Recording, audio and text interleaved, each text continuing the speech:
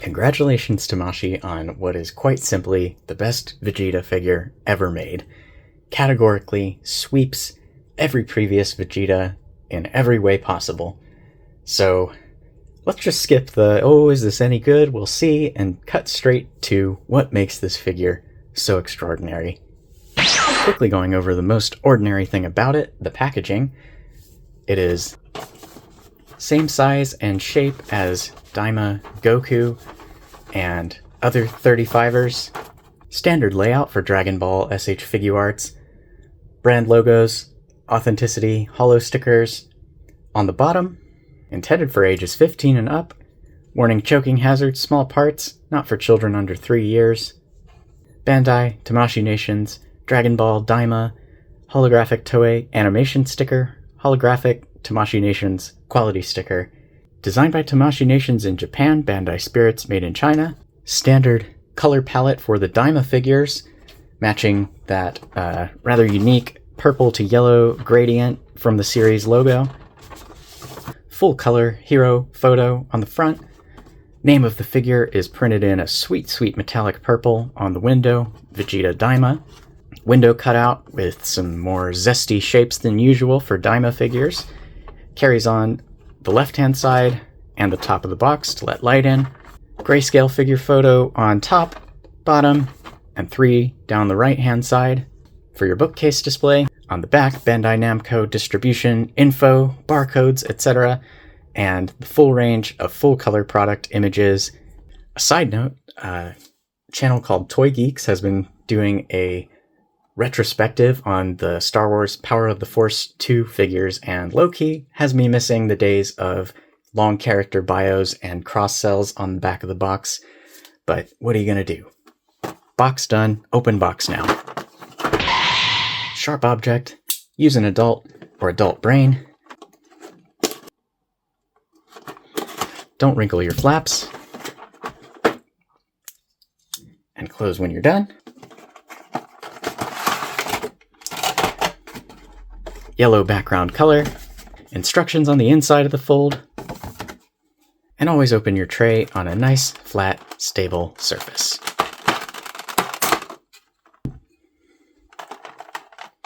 Zoop! Size comparisons. Here's Daima Vegeta with 24,000 power level Vegeta and Awakening Super Saiyan Blood Vegeta. And you can see, starting with 24,000 power level Vegeta, they've been shrinking him down a little bit, which I think is good. And man, I wish they had waited for this Daima Vegeta as a base before doing the Namek Saga Vegetas, because this one and the old style armor are just really not very poseable, but at least sculpt-wise they look pretty good. Other than that, you can see some improvements they've made from 2.0 Vegeta. The silhouette's much more streamlined. He can stand straight up and down. He doesn't have kind of an A-frame pose by default. They've changed the placement of the torso cuts, which I think preserves the shape of the torso armor a little bit better. And man, I am really not going to miss the 2.0 Robo Diaper. And definitely not going to miss the dumbbell ankles. And here we have Daima Goku and Gohan, the fighter who surpassed Goku. Thankfully, they have spared Vegeta the weird thigh scoops that they've been putting on figures lately, and I think it looks great. Nappa and Beerus, two very underrated figures. SHF Tsunade from Naruto, and SHF Isidro and Puck from Berserk. In the Marvel vs. Capcom spirit, we've got the Jada Toys Chun-Li and Mafex Wolverine. And you can really see how small he is, even compared to a small character like Wolverine. Much smaller than the Mafex Spider-Man, and smaller than Jada Toys Cammy, which is the smallest figure in their Street Fighter line. And unlike Daima Goku, whose faces, even for Daima, are a little bit too childlike and leave me scratching my head, Vegeta just looks like Vegeta. Not super buff Cell Saga Vegeta, but pretty much any other time he's wearing this armor, I think this would work. The colors are not 100% Dragon Ball Z. The only other difference is his boots are rounded instead of pointy, because pointy shapes out round shapes good. I was worried, even from the promo images, that the faces were going to be kind of goofy style like Goku here. And he was going to look like a total geek, but honestly, I don't think so. I think these are probably the best base form Vegeta faces, maybe second to the Namek Saga Vegeta. I'm hoping that this will be a base for more Vegeta figures to come. The gold parts on the armor are painted. The blue at the collar is also painted. A little off the mark in a couple of places, but not bad. Everything else is bare molded plastic, but super sharp looking. No nub marks. The seam lines are well hidden under the arms and inside the legs and along the armor panels on the sides, with some very minor slight seams visible on the side of the hips. The blue is super vibrant. I really like the blue on this. It almost has, it's not metallic, but it has a kind of sheen to it, which it would if it was like, I don't know, a spandex material. And I think it looks super good, contrasting with the like really matte finish on the armor. And again, the armor is that kind of similar material to Daima Goku's shirt, which just seems to have this like inherent matte finish to it. Chest, abs, and waist pieces are varying degrees of softer materials, while pretty much everything else, the skeleton, the joints, the arms, the legs, hands, feet, head, are hard plastic, and so it feels like a solid figure. Sometimes with figures, if there's too much soft plastic used, they can get a little like mushy and wonky to pose around, but I think they've found a good balance with keeping the like inner skeleton harder plastic materials and just using soft plastic for kind of this outer overlay piece for more flexibility. And boy, does he have a lot of flexibility. We'll get into that. Watch out for paint rub on the top of the abdomen piece. I've been pushing this figure as much as possible, so if you're a little bit more careful than me, you'll probably be okay. That spot, and then a little bit around the back, I've noticed a little bit of rub. The elbow and knee joints are well incorporated. I don't know why he's doing this pose. Not gonna lie, he's kind of cheeked up, which I think is an improvement over, like I said, the 2.0 Robo Crotch 3000. This looks so much better. And I mean, Vegeta's wearing like a skin-tight bodysuit, so that's what bodies look like. The cut on the armor is a little questionable. It's a bit sharp and thick, but it does line up. We have a nice full spread of accessories, including 4 total faces, 5 pairs of hands, an alternate windswept hairpiece, and interchangeable sculpted crossed arms. For faces, we've got neutral, smirking, grimacing and looking to the right, and a shouting face. For hands, we have a pair of fists, a pair of splayed finger, open palm hands, a pair of martial artsy hands, flat palm, key blast hands, and a pair of clenched finger, open palm hands. All faces are compatible with both sets of hair. Something interesting is this is the first Vegeta that does not have the front part of the hair sculpted onto the faceplates, which means they no longer have to paint that part, and they've hidden the seam really, really well, and it means you get a perfectly clean widow's peak with every face, no possibility for paint missing the mark on the widow's peak. To swap the faces, it's pretty straightforward. I like to try to grab behind his ears and pull the face forward. You can see, like I was saying, they managed to design these faces to just slide right under the widow's peak, and man, that is clean. That looks so good. It is just like perfectly seamless, and yeah, I don't think you can do better than that. To swap out the crossed arms, they are back to this design for whatever reason, where they attach at the bicep instead of in the shoulder socket. So we're going back to this method of pulling the arm out at the bicep. It doesn't pull out easily when you're posing him, but it feels like a pretty safe maneuver when you're trying to swap these crossed arms. I checked the instructions and they don't seem to be intended to separate at the glove like some of the Vegeta crossed arms do, which means we gotta go the hard way of connecting it to both arms in a single piece. But it's honestly not bad, not too difficult of a swap.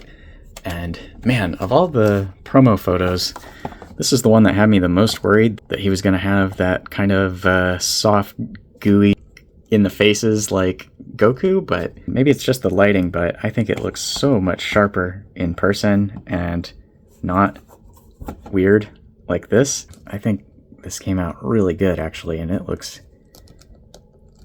really, really sharp. Okay, getting the regular arms off was not too bad, but oof, that's a little scary. Getting the crossed arms off.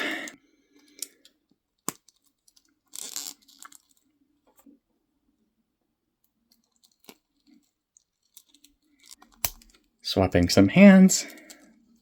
These work just about as well as any Figuarts hands. Let's swap the windy hair and get him into his fighting stance. The windswept hair, you can see it blows a little to his left compared to the neutral sculpt.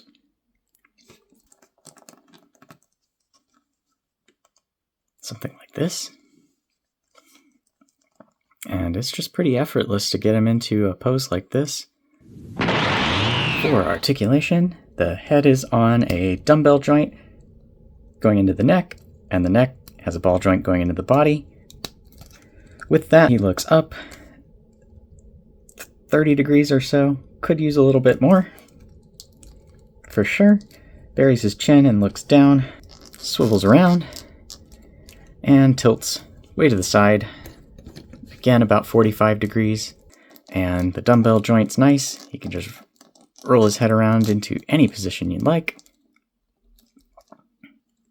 The shoulders are 3.0 butterfly joints with ball hinges and ball pegs going down into this like skeleton piece in the torso. Hinges up past 90 degrees. Swivels all the way around. Shoulder armor is soft, flexes out of the way a little bit, and he can easily cross wrists in front.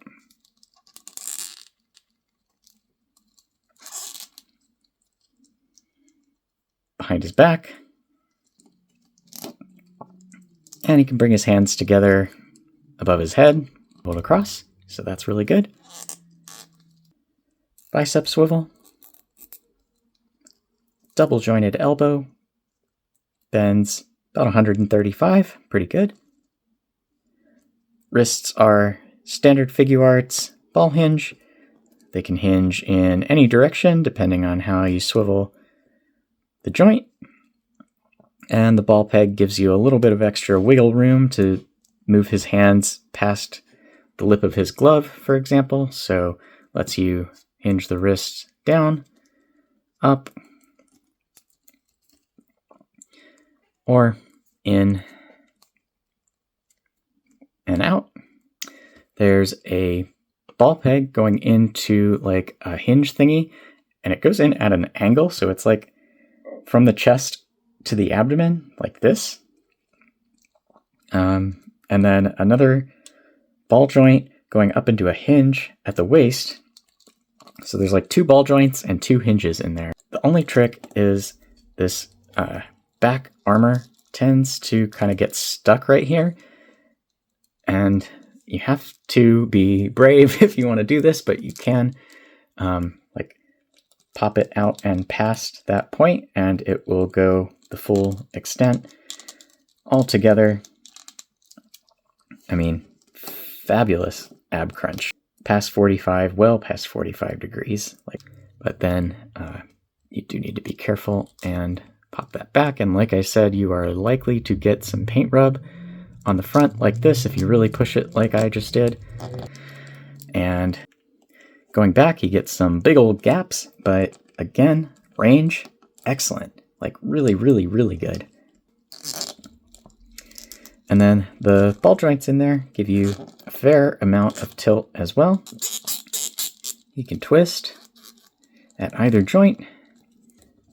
Now for the hips, where thankfully he does not have weird thigh scoops, ball hinge going into the waist gives you your swivel, your hinge, bit of pivot on the ball.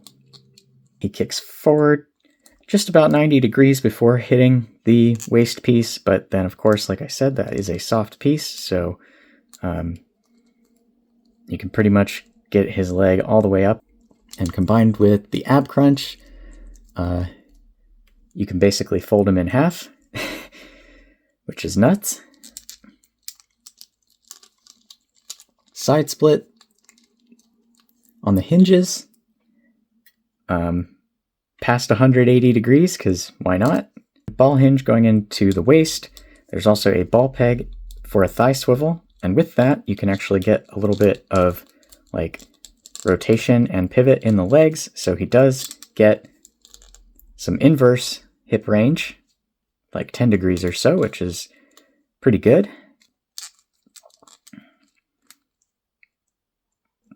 You can't quite get one knee all the way over the other to sit like a fancy person close.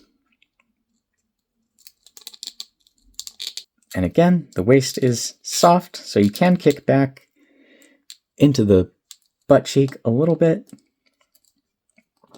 And it does start to deform, and if you don't want it to deform, you can just kick back at an angle. And you can easily get 90 degrees back and just turn the waist a little bit, and you can do pretty much a forward to back split. Double hinge knees look really nice from the front with a good kneecap sculpt, and not bad from the back. Obviously some hinge showing there, but past 135, which is really good. One strange thing is they do have this like chunk cut out of the front on the top of the knee. He doesn't seem to have any boot articulation like Goku. That would be pretty cool if there was a ball joint connecting the boot, because then you could push the knee range a little bit more and get it closer to like a fully folded in half leg. The ankle joints are just like Daima Goku's. They're really good ball hinges. The ball joint lets you kind of scoot the heel past the boot cuff, and once you do that, he can hinge down past 45, which is great. Similar going forward, not quite as much, maybe like 35, 40 degrees. Something that only Super Saiyan 4 Vegeta has come close to, which is ankle pivot, and boy, that is good ankle pivot. He can get flat on the floor like that. So that's fantastic. And finally, the toe hinge, the one place you'll find exposed pins on Figuarts. They've done away with the metal pins that they used to use on 2.0s though, and now they match the color to the shoe, so that's good. At least it gets about 45 degrees, which is good. Looks decent enough. Overall, the articulation is phenomenal. He feels really sturdy. Nothing is too tight, nothing is too loose. One thing you've probably noticed through this segment is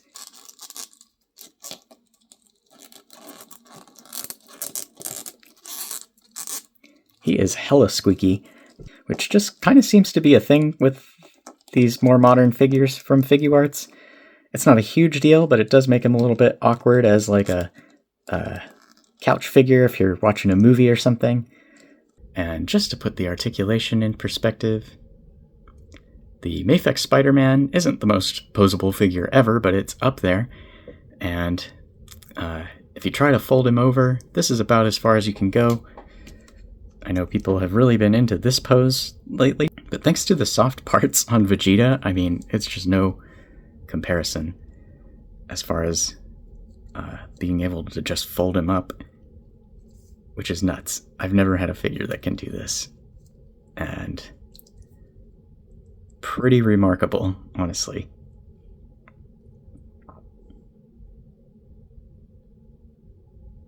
You can genuinely almost fold him into a ball, and it doesn't get crazy gaps either.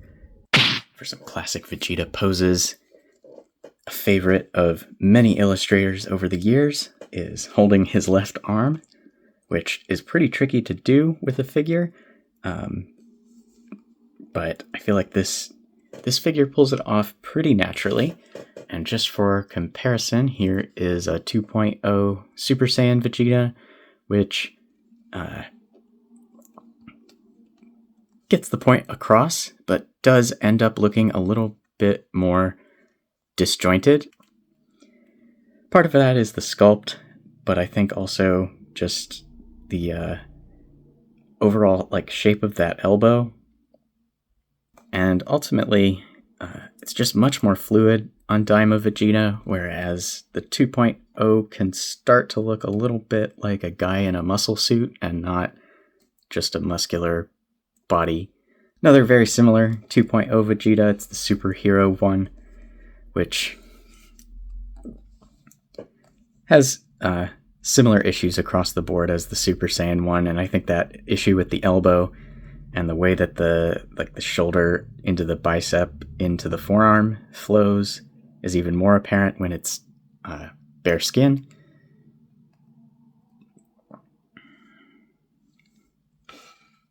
And Mafex Wolverine is just here for the vibe. Unfortunately, he does not come with a thumbs up hand, so you'll have to borrow one from either Superhero Vegeta or Super Saiyan Vegeta. Double unfortunately, they changed the wrist peg size, unlike Goku, so it doesn't actually pop on. Another goofy little change is they changed the neck peg size. So unlike the Daima Goku, which is compatible with pretty much any other SHF Goku figure, Daima Vegeta's neck peg is smaller, but it just means your 2.0 Vegeta heads are not going to snap on. And in the first episode of Daima, Goku and Vegeta square off, and it's very reminiscent of their battle in the Saiyan Saga. So here's a little homage to their fighting stances. Okay, but how good is his Gallic gun? Pretty good. I'm not sure he has the right hands for it, which would be more kind of like these. But as far as hitting the pose, it's pretty darn good. Especially with how high he can raise this knee up towards the elbow and set these two wrists opposed to each other like that. That's kind of the key ingredients there. And then, I mean, the gritting teeth and looking down face is just like the icing on top. So there you have it. Daima Vegeta is pretty fantastic. And if Daima's not your thing, it's certainly not far off from just a standard base form Vegeta. I'm hopeful that this is setting a new standard for future Vegeta figures. This has been the Art of Action Figures. Thanks for watching. I'll see you in the next one.